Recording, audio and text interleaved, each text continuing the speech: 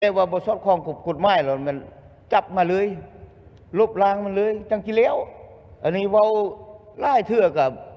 บุเกิดเนาะเว้าแต่บ่เฮอันนี้นี่เพราะว่าองค์การยูเนสโกนี่เฮาสร้างตังห้องการมรดกแผนกมรดกบัดนี้ล่ะแม่นพวกเฮาพัดไปรูปล้างหั่นนะอันนี้ขอเสนอให้ทางคณะประจำสภาแห่งชาติเสนอนำรัฐบาลข้อให้สร้างตังขึ้นซะเนาะตัวนี้นี่โดยพื้นฐานเนาะข้าพเจ้าก็เห็นดีเป็นเอกภาพ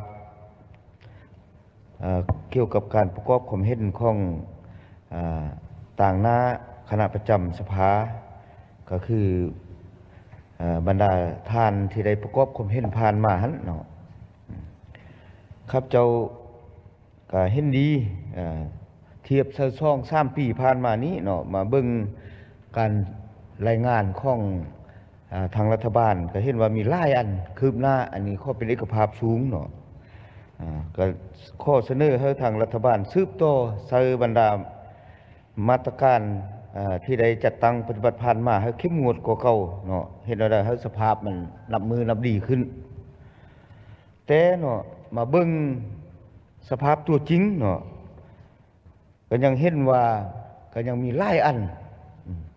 เป็นต้นแม่นพื้นฐานเศรษฐกิจพื้นฐานการผลิตเป็นสินค้า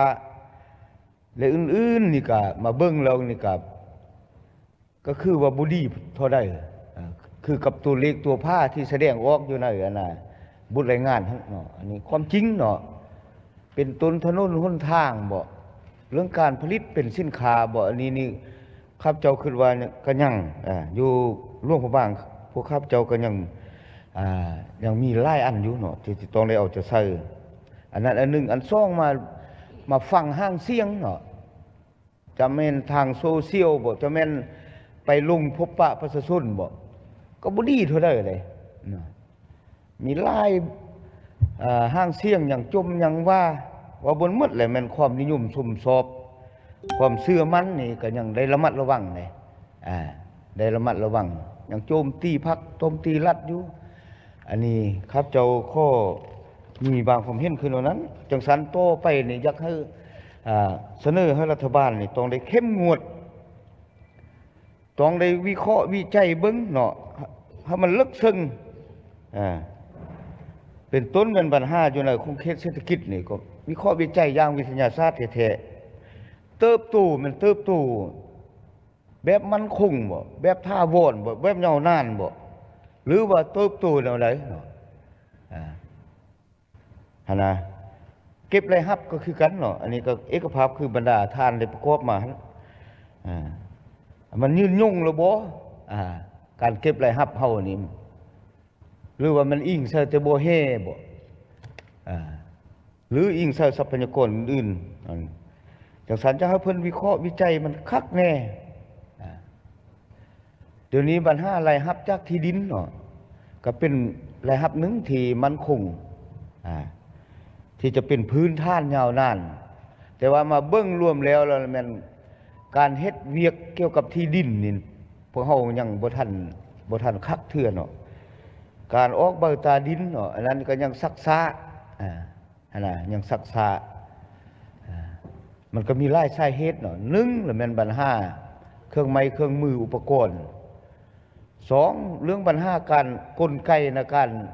คุ้มครองในการประสานสมทบบรรดาสหายบรรดาทานไล่ทานก็ได้ประกอบมาแล้วเนาะอันนี้ครับเจ้าคือว่าควรทบทวนเบิ่งครั้งแน่สั่งเวียกไปเนาะแต่ว่าเงินบ่ให้นี่ก็ยุ่งยากเด้เนาะอันนั้นครับเจ้าคือว่าต้องได้เบิ่งเนาะบัดนี้เฉพาะลุงพระบางเนาะครับเจ้าจักเสริมตื้มนำทานสมพรซิ่วดมพันธ์ได้ประกอบมื้อวานนี้แล้วเนาะมาเบิ่งรวมแล้วมันลุงพระบางมันอิงใส่ท่าแห่งการท่องเที่ยวเดี๋ยวนี้การท่องเที่ยวปีนี้นี่มันคึกคักหลายคือเนาะเว้าแหละ10 เดือนนี่มันได้1.7 ล้านแล้วบ่เคยมีเด้ผ่านมานะแต่ว่าน่าเป็นห่วง ก็มีสิ่งท้าทายน่าเป็นห่วงอยู่เนาะเป็นต้นมันภาพพจน์ตัวเมืองปัญหาความสงบความเป็นระเบียบเรียบร้อย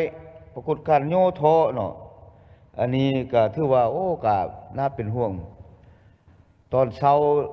ขี่รถไปนี่ก็เป็นตาบ่อยากไปนะเนาะจักแม่นรถส่วนหน้าส่วนหลังจอดรถก็บ่มีบ่จอดได้โลงบางรถตู้นี่อู้พิลึกหั่นน่ะท่านนะประธานก็คือจะได้เห็นเนาะเพิ่นพาแขกไอ้ป้าเมื่อใดรถนี่ปู้พิลึกหั่นน่ะจังสันละเป็นห่วงในการปกปักรักษามรดกนี่แหละมรดกโอเทนี่มันคันเฮารักษามรดกบ่ได้เด้อลูกผู้บ้างบ่มีหน้ากินเลยเด้หน้าบ่ฮอด 2-3,000 เฮกตาร์ซ้ำนะทั่วนครหั่นน่ะจังสันละแม่นปัญหาการปกปักรักษามรดกพวกเฮาได้เน้นที่สุดเนาะเน้นที่สุดเพราะมันเป็นแม่เหล็กดึงดูดเอาการท่องเที่ยวนี่จังสันละเดี๋ยวนี้นี่แหละแม่นพื้นฐานที่สุดแล้วแม่นน่าเป็นห่วงแม่นเรื่องโครงล่างนั่นแหละเนาะ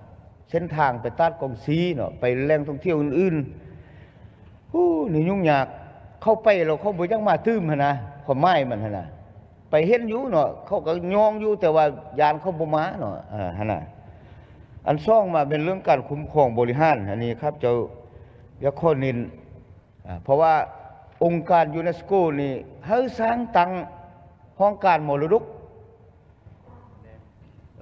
แผนกมรดก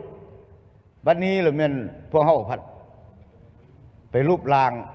หนาอันนี้ขอเสนอให้ทางคณะประจำสภาแห่งชาติเสนอนำรัฐบาลขอให้สร้างตังคืนซะเนาะตัวนี้นี่ดังนั้นครับเจ้ายักษ์ข้อประกอบส่วนนอกนั้นทึมเนาะอันน่ะสำหรับอันห้องการมรดก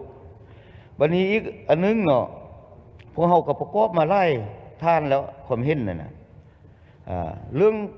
การขุดค้นการคุ้มครองแห่ธาตุนี่เว้าอยู่นี่แล้วเว้าลาเด้คันรัฐบาลบ่จัดตั้งหน่วยแล้วหน่วยนึงหน่วยเฉพาะกิจนี่นะไปกวดเห็นว่าบ่มีบัตรบ่มีใบบ่หรือมีบัตรมีใบแต่ว่าบ่สอดคล้องกับกฎหมายแล้วมันจับมาเลยลบล้างมันเลยจังสิแล้วอันนี้เว้าหลายเทื่อก็บ่เกิดเนาะเว้าแต่บ่เฮอันนี้นี่อันซ่องมานี่